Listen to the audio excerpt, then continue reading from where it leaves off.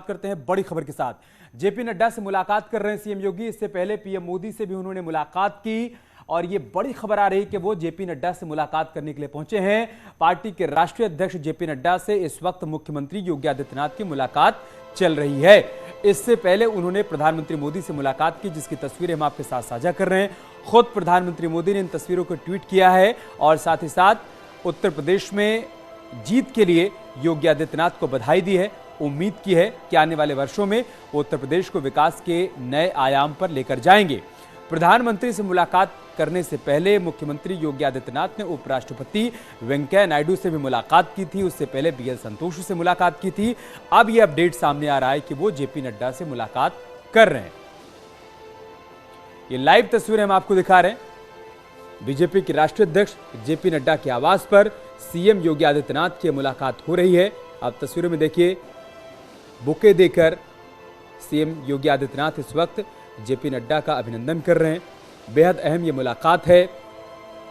उत्तर प्रदेश के लंबे चुनाव के बाद, 7 चरणों के चुनाव के बाद भारतीय जनता पार्टी को जो विजय मिली है, उसमें हर किसी की जो भागीदारी रही है, उसको लेकर अब एक दूसरे से मुलाकात के दौरान बधाई और शुभकामनाएं दी जा रही हैं।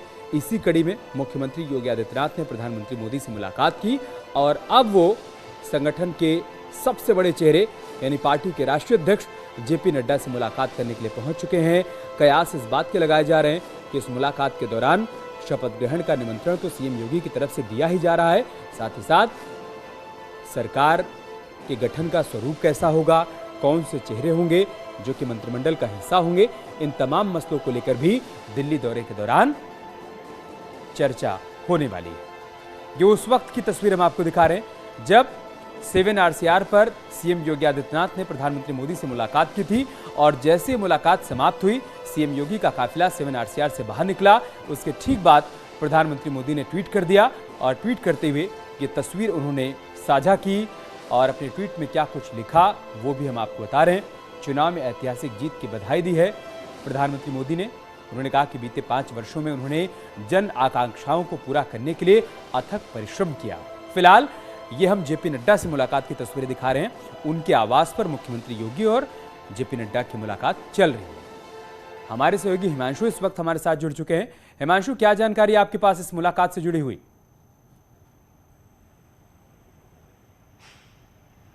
जी बिल्कुल, देखिए इस समय जेपी नड्डा के आवास के बाहर हम मौजूद हैं और आप तस्वीरों में देखेंगे कि मुख्यमंत्री योगी आदित्यनाथ का काफिला अंदर मौजूद है, बैठक चल रहा है। और सबसे बड़ी बात है कि मुख्यमंत्री योगी आदित्यनाथ चुनाव जीतने के बाद पहली बार पहुंचे यहां पर और तमाम बड़े नेताओं से मुलाकात की। इस समय राष्ट्रीय अध्यक्ष जगत प्रकाश नड्डा से मुलाकात चल रही और ऐसा माना जा रहा है कि जाहिर तौर पर ये कयास लगाए जा रहे हैं कि एक पहला कि जिस तरीके से शपथ ग्रहण समारोह ना उस पर लेकर और उसके निमंत्रण को लेकर चर्चा हो रही है और इसके अलावा किनको शपथ दिलानी है, इन तमाम मुद्दों पर चर्चा हो रही है। मुख्यमंत्री अंदर मौजूद हैं। अभी मुख्यमंत्री करीब 1.5 घंटे तक प्रधानमंत्री आवास पर मौजूद थे, वहां पर लंबे दौर की वार्ता चली। पीएम मोदी ने खुद ट्वीट किया और उन्हें बधाई दी और इसके अलावा उन्होंने कहा कि प्रदेश की प्रगति के लिए और जनता की खुशहाली के लिए निरंतर इस तरीके से कार्य करते रहे। मुख्यमंत्री योगी आदित्यनाथ इस समय जनपद 7B जनपद में मौजूद है और यहां पर जगत प्रकाश नड्डा से बातचीत चल रही है। जी फिलहाल जेपी नड्डा से मुलाकात चल रही है हिमांशु, लेकिन इसके बाद खबर यह है कि गृह मंत्री अमित शाह से भी उनकी मुलाकात हो सकती है, रक्षा मंत्री राजनाथ सिंह से भी मुलाकात हो सकती है। उसके बारे में क्या जानकारी है? जी बिल्कुल, देखिए जो खबरें अभी तक सामने आई है, 8 बजे का समय रक्षा मंत्री राजनाथ सिंह से प्रस्तावित है। 8 बजे के करीब योगी आदित्यनाथ जाकर मिलेंगे रक्षा मंत्री से। इसके अलावा गृह मंत्रालय से अभी तक औपचारिक कोई समय नहीं दिया गया है। फिलहाल ऐसा माना जा रहा है कि आज जो है रात्रि विश्राम यहीं यूपी सदन में करेंगे और कल भी कई बड़े नेताओं से और संगठन के लोगों से मुख्यमंत्री योगी आदित्यनाथ मिलेंगे। जी ठीक है हिमांशु, आप बने रहे हमारे साथ। पवन गौड़ भी इस वक्त हमारे साथ जुड़ चुके हैं। पवन, पीएम और सीएम की मुलाकात हो गई। उस मुलाकात के ठीक बाद प्रधानमंत्री मोदी ने ट्वीट किया, तस्वीर साझा की सीएम योगी के साथ।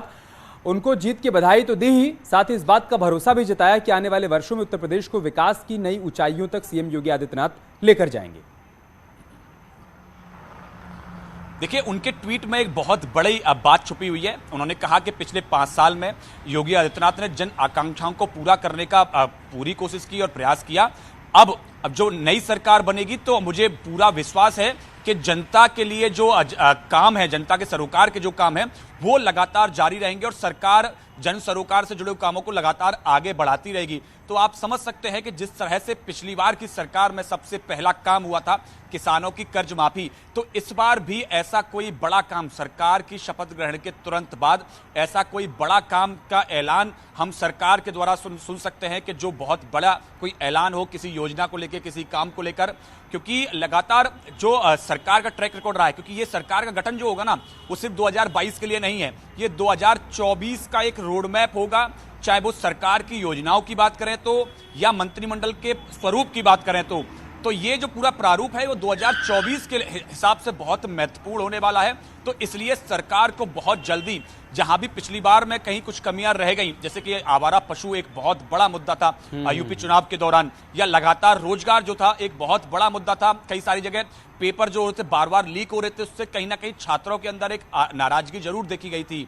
तो ऐसे मुद्दों पर किस तरह से सरकार काम करती है, कितनी जल्दी उस पर एक्शन लेकर उसको करेक्शन करके आगे बढ़ती है, यह भी बहुत जरूरी होगा 2024 के लिहाज से। क्योंकि उत्तर प्रदेश की जो सरकार होती है वो सिर्फ विधानसभा तक सीमित नहीं होती। 80 लोकसभा सांसद आते हैं उत्तर प्रदेश से, और इसीलिए कहा जाता है कि दिल्ली का द्वार जो है वो उत्तर प्रदेश से होकर जाता है। तो इसीलिए उत्तर प्रदेश बहुत महत्वपूर्ण हो जाता है।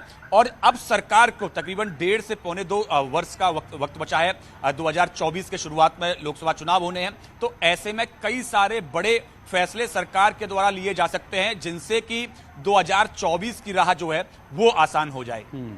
हिमांशु, जिस तरीके से मुलाकातों का दौर चल रहा है और शपथ ग्रहण के लिए निमंत्रण दिए जा रहे हैं, क्या यह माना जाए कि सीएम योगी जब दूसरी बार शपथ लेंगे मुख्यमंत्री पद की, तो जो इवेंट होगा वो मेगा इवेंट होने जा रहा है?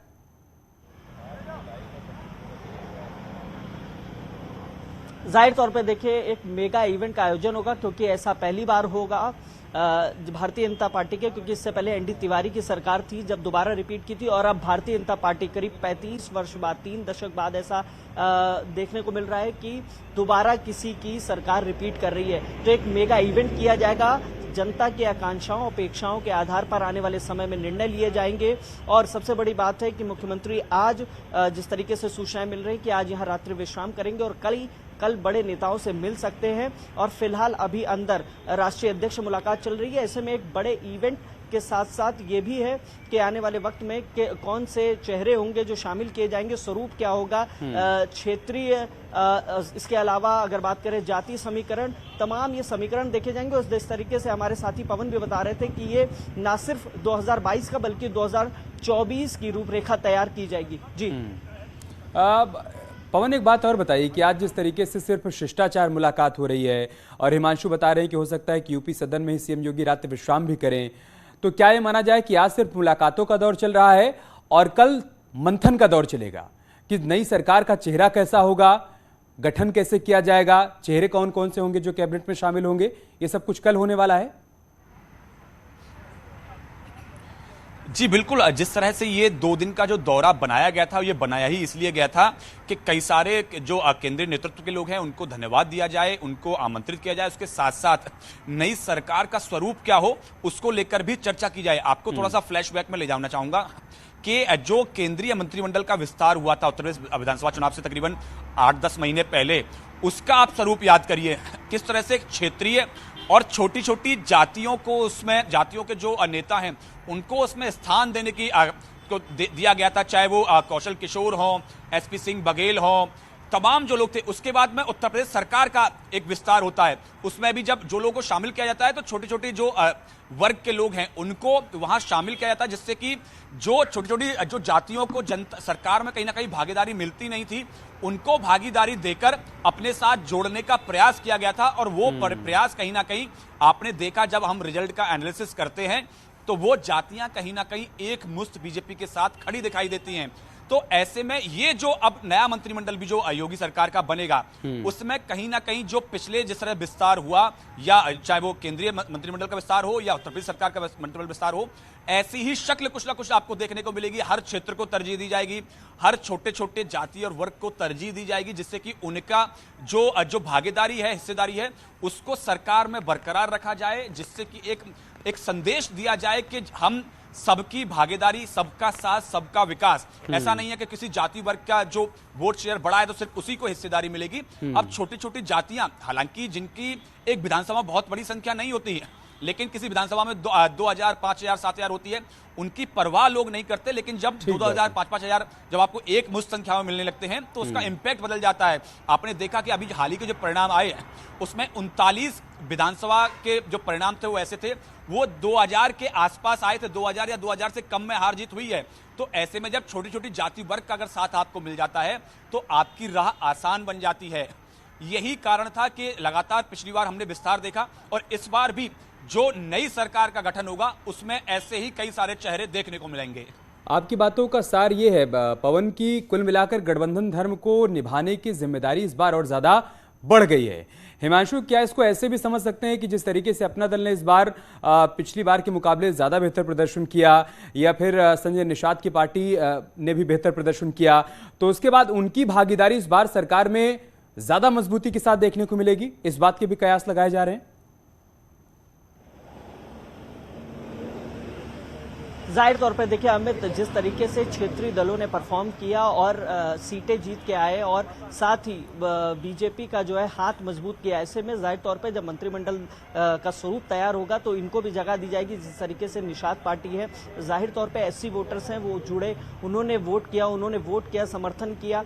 इसके अलावा पटेल समुदाय के लोग हैं, तो पिछली बार भी देखा अपना दल को एक जगह दी गई थी। खुद अनुप्रिया पटेल जो उसके अध्यक्ष हैं वो केंद्रीय नेतृत्व में है। तो जाहिर तौर पर ये तमाम जो छोटे दल हैं जो साथ में थे और मिलकर चुनाव लड़े और बेहतर परफॉर्मेंस दी, जिसकी बदौलत बीजेपी गठबंधन के साथ 273 सीट पर विजय हुई है। तो जाहिर तौर पे ये तमाम बिंदुओं को ध्यान में रखा जाएगा जब स्वरूप तैयार किया जाएगा मंत्रिमंडल का। और इसके अलावा जो सबसे बड़ी बात है, इस चीज को भी ध्यान में रखना होगा कि ये बात सिर्फ 2022 की नहीं है, बात 2024 के उसके मुताबिक ही अगली सरकार का चेहरा हमें देखने को मिलने वाला है। बहुत शुक्रिया आप दोनों का हमारे साथ जुड़ने के लिए और तमाम जानकारी हम तक पहुंचाने के लिए। एक छोटा सा ब्रेक लेंगे, बहुत जल्द होगी वापसी।